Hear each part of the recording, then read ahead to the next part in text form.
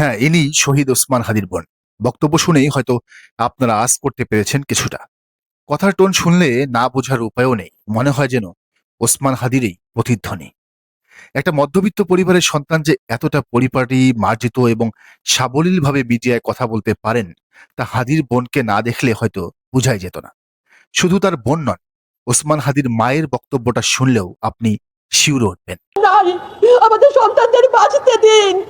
ইনসাফের বাংলাদেশ এই ভুল আমরা আর সহ্য করতে পারি। মধ্যবিত্ত হলেও ওসমান হাদির পরিবার সুশিক্ষায় শিক্ষিত পরিবার। তার বাবা মাওলানা শরীফ আব্দুল হাদি ছিলেন ঝালকাঠি নলছিটি উপজেলার একজন স্বনামধন্য আলেম।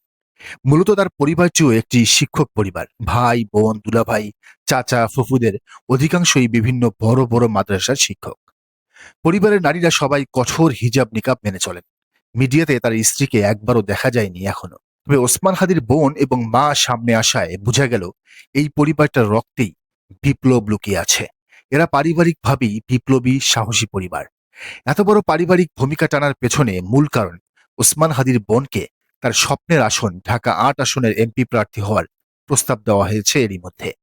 ঢাকা ৮ আসন রাজনীতির অন্যতম স্পর্শকাতর এলাকা। এখানে সচিবালয় থেকে শুরু করে বাংলাদেশ ব্যাংক সবকিছুরই অবস্থান। তারপরও ওসমানের বোনকে প্রস্তাব দেওয়ার কারণ মূলত একটি, ওসমান হাদির লিগ্যাসি বহন করা, এবং সেটা তার পরিবারের ভেতর থেকেই। ওসমান হাদির শহীদ হওয়ার পর থেকেই সাম্প্রতিক সময়ে রাজনৈতিক অঙ্গনে নতুন করে গুঞ্জন ছড়িয়েছে যে তার বোনকে ঢাকা ৮ আসনের এমপি প্রার্থী করা হতে পারে। জুলাই বিপ্লবের অগ্রনায়ক ইনকিলাব মঞ্চের মুখপাত্র শরীফ ওসমান হাদির বোনকে আগামী সংসদ নির্বাচনে লড়াইয়ের প্রস্তাব দেওয়া হয় মূলত শাহবাগে হওয়া প্রতিবাদ সমাবেশ থেকে। একই সাথে হাদির নামে শাহবাগ চত্বর ও তার রেখে যাওয়া ইনকিলাব কালচারাল সেন্টারকে সরকারি পৃষ্ঠপোষকতার দাবিও করা হয়েছে ওই সমাবেশে। শাহবাগের জুলাই চত্বরের সমাবেশে হাজার হাজার তরুণ, নারী, পুরুষ যোগ দিয়েছিলেন আজ। এমনকি অনেকেই পরিবার সহ এসেছিলেন সেখানে। কেউ আবার মিছিল সহকারে সমাবেশে যোগ দিয়েছিলেন। সেই সমাবেশেই দাবি উঠছে ওখানে ওসমান হাদির পরিবারের সদস্য তার বোনকে সংসদ সদস্য প্রার্থী করা হোক। সমাবেশে সুপ্রিম কোর্টের আইনজীবী এস এম শাহরিয়ার কবির বলেন, ওসমান হাদির মৃত্যু হতে পারে না, কারণ ওসমান হাদি দেশের জন্য, মানুষের জন্য ও আধিপত্যবাদের বিরুদ্ধে লড়াই করতে গিয়ে শহীদ হয়েছেন।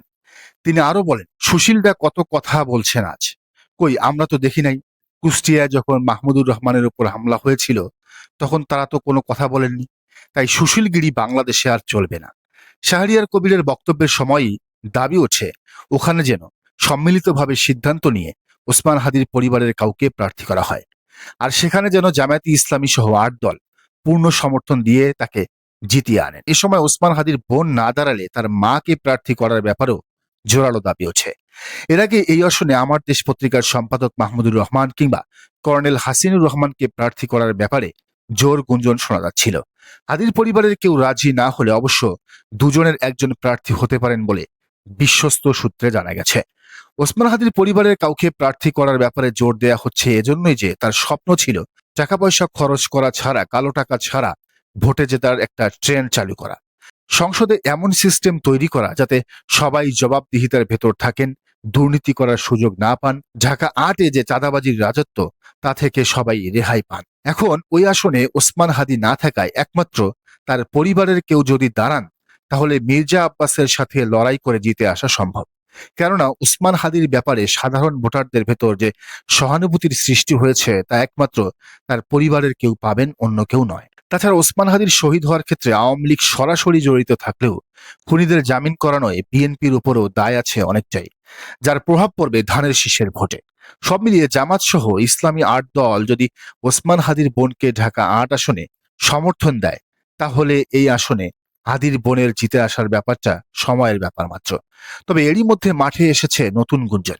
শোনা যাচ্ছে কালকে ওসমান হাদির জানাজার পরপরই বিপ্লবী সরকার গঠনের প্রস্তুতি নিচ্ছে একটি পক্ষ। আল জাজিরার অনুসন্ধানী সাংবাদিক জুলকারনাইন সায়ের লিখেছেন, আগামীকাল ওসমান হাদির জানাজা কেন্দ্র করে সারা দেশ থেকে ঢাকায় লোক জড়ো করে বিপ্লবী সরকার গঠনের ষড়যন্ত্র করছে একটি চক্র। জানাজার নামে লোক সমাগম ঘটিয়ে এরা মূলত ধ্বংসাত্মক কার্যকলাপ চালাতে চেষ্টা করবে, যার অংশ হিসেবে বিদেশি দূতাবাসে হামলা এবং বিভিন্ন সরকারি স্থাপনায় হামলার চেষ্টা করা হতে পারে। এরই ধারাবাহিকতায় 30 থেকে 31 ডিসেম্বর গুম কমিশনের মাধ্যমে আরো কিছু সামরিক কর্মকর্তা বা আর্মির কর্মকর্তার নাম ঘোষণা করে সার্বিক পরিস্থিতি আরো জটিল করে তুলতে চেষ্টা করবে এই চক্র। গুম ও খুনের মতো নিন্দনীয় অপরাধের সাথে জড়িতদের যথাযথ বিচারের কোনো বিকল্প নেই, কিন্তু সেটা দেশের উদ্ভূত রাজনৈতিক পরিস্থিতি বিবেচনায় নিয়ে করা উচিত বলে মনে করেন জুলকারনাইন সাহেব। এছাড়াও গুম কমিশনের বিভিন্ন ইন্টারভিউতে কমিশনের সদস্য নয় এমন এক ব্যক্তি খন্দকার রাকিব বিভিন্ন ব্যক্তির জেরার সময় উপস্থিত থেকে ভিডিও করছেন মর্মে জানা যায়। তিনি কার অনুমতিতে ঠিক কোন ক্যাপাসিটিতে সেখানে উপস্থিত ছিলেন এবং কি উদ্দেশ্যে ভিডিও ধারণ করেছেন সেটাও জানা গুরুত্বপূর্ণ বলে মনে করেন আল জাজিরার এই সাংবাদিক। যদিও সাংবাদিক সায়েরের এসব তথ্যকে ভুয়া ও গুজব বলে উড়িয়ে দিচ্ছেন ওসমান হাদির ঘনিষ্ঠরা। তারা বলছেন আর্মির ভেতরে থাকা গুম খুনের সাথে সংশ্লিষ্টদের বাঁচাতেই এসব মিথ্যা তথ্য বাজারে ছেড়েছেন জুলকারনাইন সায়ের। এসবের কোনো ভিত্তি আসলে নেই। শেষ করছি ওসমান হাদির জীবনী নিয়ে লেখা লাবিব হাসানের একটি পর্যবেক্ষণ দিয়ে। তিনি লিখেছেন, শহীদ ওসমান হাদি এবং তার অন্তারক ফয়সাল করিম মাসুদ ওরফে দাউদ খান দুজনেই বরিশালের ছেলে। হাদি ভাই ঢাকায় এসেছিলেন ঝালকাঠির নলসিটি থেকে, অন্যদিকে ফয়সাল এসেছিল পটুয়াখালীর বাউফল থেকে। হাদি ভাই পড়াশোনা করেছেন ঢাকা বিশ্ববিদ্যালয়ের রাষ্ট্রবিজ্ঞান বিভাগে। ফয়সাল ড্যাফোডিল ইউনিভার্সিটির সিএসি বিভাগ থেকে অনার্স এবং অন্য একটি প্রাইভেট বিশ্ববিদ্যালয় থেকে এমবিএ করেছে। শহীদ ওসমান হাদি এবং ফয়সাল দুজনের বয়সের ব্যবধান হয়তো খুব বেশি হবে না। কাছাকাছি সময়ে বরিশালের দুটি অঞ্চলে শৈশব কেটেছে দুজনার। হয়তো তাদের শৈশবের অনুভূতিগুলোও একই রকম ছিল।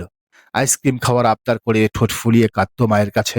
পরবর্তীতে সেই দুজনেরই জীবন প্রবাহিত হলো দুটি ভিন্ন ধারায়। পল্টনের কালভার্ট রোডে যখন দুজনের শেষ কাছাকাছি আসার ঘটনা ঘটল, তখন একজনের ভূমিকা মজলুমের, অপরজন জালিম। শহীদ ওসমান হাদি যখন শিক্ষকতার পাশাপাশি ইনকিলাব মঞ্চ প্রতিষ্ঠা করে কালচারাল ফ্যাসিস্টদের বিরুদ্ধে লড়ছেন, জুলাই শহীদদের পক্ষে অগ্নিঝরা বক্তব্য দিচ্ছেন, আধিপত্যবাদের বিরুদ্ধে কথা বলছেন, ইনসাফ কায়েমের জন্য ঢাকা ৮ আসন থেকে নির্বাচনের প্রস্তুতি নিচ্ছেন, ঠিক একই সমান্তরালে ফয়সাল করিম মাসুদ মাদক সেবন করছে, বান্ধবীর সঙ্গে গেট টুগেদার করছে, ডাকাতি করতে গিয়ে ধরা পড়ে জেলে যাচ্ছে। জীবনে জীবনে কত ব্যবধান, কত আলাদা হয়ে গেছে দুজনের পথ। আর আজ শহীদ ওসমান হাদি যখন কোটি কোটি জনতার অশ্রু মেশানো ভালোবাসায় সিক্ত হচ্ছেন, অন্তারক খুনি ফয়সাল তখন দেশে অথবা বিদেশে আত্মগোপনে থেকে কোটি কোটি মানুষের ঘৃণা আর ধিক্কার করেছেন। শহীদ হাদির বাবা মায়ের জন্য যখন শ্রদ্ধায় মানুষের হৃদয় বিগলিত হচ্ছে, ঠিক একই সময়ে ছেলেকে নিকৃষ্ট পাপকর্মে সহায়তা করার জন্য কারাগারে বন্দি জীবন কাটাতে হচ্ছে ফয়সালের বাবা মাকে। ফয়সাল টাকা, লোভ আর নফসের কাছে পরাস্ত হয়েছে। অন্যদিকে বিজয়ের হাসি হাসতে হাসতে আল্লাহর কাছে চলে গেছেন শহীদ ওসমান হাদি। শহীদ ওসমান হাদির জন্য আমরা সবাই দোয়া করি। আমিন।